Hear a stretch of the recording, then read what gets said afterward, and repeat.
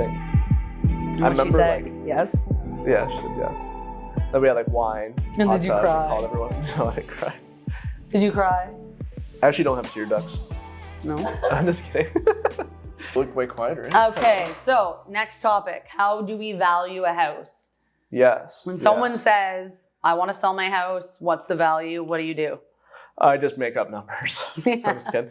Well, what I do is I do two things. I go to the house first. So I call that a pop by. So I go take a look at the house, usually really quick. And then I have like notes in my phone that I'll take. So I'm in the car. I'll be like, okay, 3 beds, 2 baths, finished basement, metal roof, house showed really well, a little cluttered in the basement, whatever. And then the next day or whatever, when I can get to the value, then I go on the MLS system and I look up all the comparables. So that would be what's sold in the past 6 months that's similar in the same area. So those 4 things. So sold because you need someone to buy a house to determine value. You don't look at houses that are currently for sale. Because remember the overpricing thing.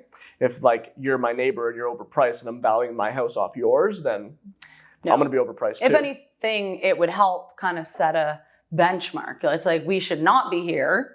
Yeah. Even though this is exactly like your house, this one has been on the market for 3 months. Yeah, if it's been, yeah, exactly. So let's not go there. Yeah, especially if it's similar house, because then it's like kind of like direct competition in a way. So yeah, sold past 6 months. So it's recent because of the market fluctuations with time. It's hard to look at a house that's a year ago and be like, well, that one's the best comparable. It's like, well. And depending on what things have done over the last 6 months, because there are times where you wouldn't go back that far because... Yeah, exactly.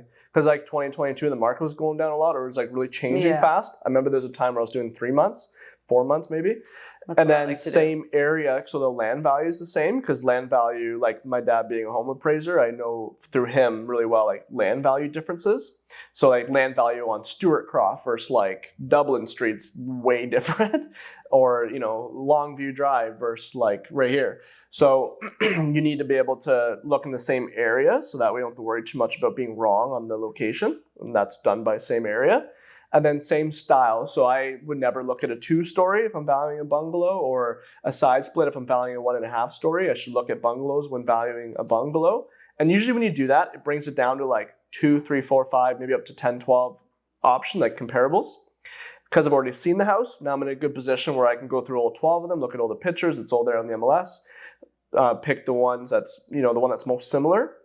That's up to me. And then once I do that, then you go through all the differences between like that house and your house, which I can get into how that works, but I'll let you take over. I feel like I'm talking too much. Oh, that's fine. Yeah. So you would look at some of the things like, this house has a fireplace. This one doesn't. This one has hardwood flooring. Yep. This one has carpet. This one has, I know you talked about the land, but this one has a bigger lot, or, anything, what kind of upgrades it has. One might have builder grade upgrades and some are superior, and you can make adjustments based on those things.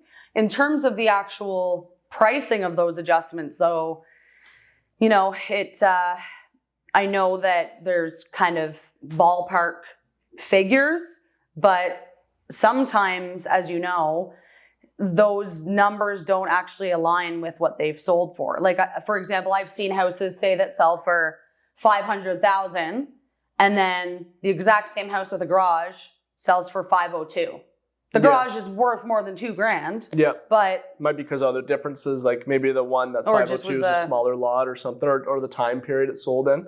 And yeah, nothing's perfect, but our job is to try and like get it perfect because you don't want to be wrong, right? And yeah, we are taught these amounts. Like let's say, like someone said to me, how much is an extra bedroom worth at $500,000? I'd be like, that's 15 grand, 10 grand, 15, maybe 13,000 to be exact. 700,000, it'd be 20 grand, 25, 3 million, but like 2 grand, it all scales, right? An extra bathroom, or say, like I was doing a value yesterday, and this house that I was valuing had a whole addition put on that's probably 250 square feet. So the size, but they also had a high ceiling, higher than 8 feet, like higher than standard, probably like this, like 10 feet or something like that. Okay. So not only am I doing the square footage difference, but I'm doing that. And also maybe if it shows exceptional, like you said, hardwood floor, or they got like a lot of windows, which is adding value, like assuming it's a good thing, like new windows and a lot of natural light, then might be a little higher too than normal. So all these things go into play in terms of understanding like what value amount to put on for those differences. So then when we do them, and there shouldn't be too many, like what I look for is between usually 4, because it's really hard to get less than that. Like if you do, that's great. 4 to like 12 differences. Like if I'm valuing a house and here's the other house and this other house has like 15 differences to yours, it probably isn't a good comparable and it's not similar. It's too many differences, right? So if there's like 7, I will literally count them and be like, okay, there was 7 on this one. That's between 4 and 12. It's a good comparable. Here's the differences. Here's the end number.